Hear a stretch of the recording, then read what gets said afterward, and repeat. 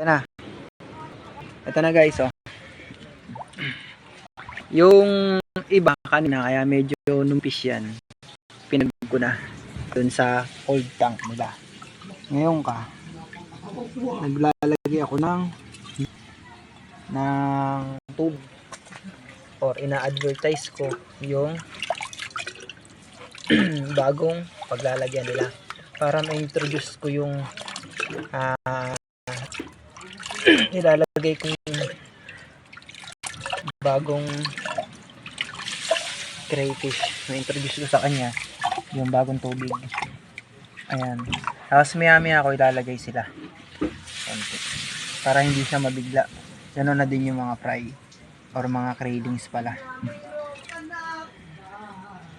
Tapos sabi kasi nung napagtanungan natin dalawa kasing tao yung nagpayo sa atin, si Juan at saka si Pedro. Tinago lang natin sa pangalan nilang iyon.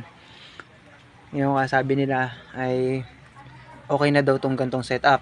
Sabi naman ng isa, para sure daw ay ipagpag ko daw muna para makabuelo or makapag-adjust ng maganda kasi yung mga cravings kasi mga baby pa.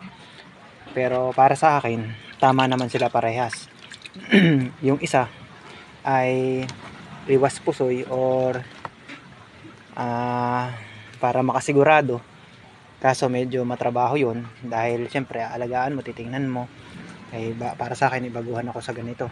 Ito namang isa, sabi daw goods to. Pero sa akin goods talaga to kasi ito si crayfish ay galing sa freshwater, which is wala namang itong direct naman ito galing sa ilog kasi ito iniinom pa ng iba na taga rito.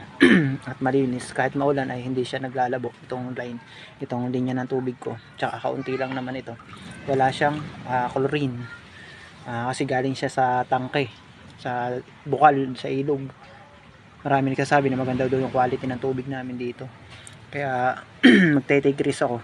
Kaya ang ginawa ko, pinagpag ko yung kalahati, pero hindi ko naman sigurado na kalahati talaga yun. Basta yun, nung pumagpag siya, dami na laglag.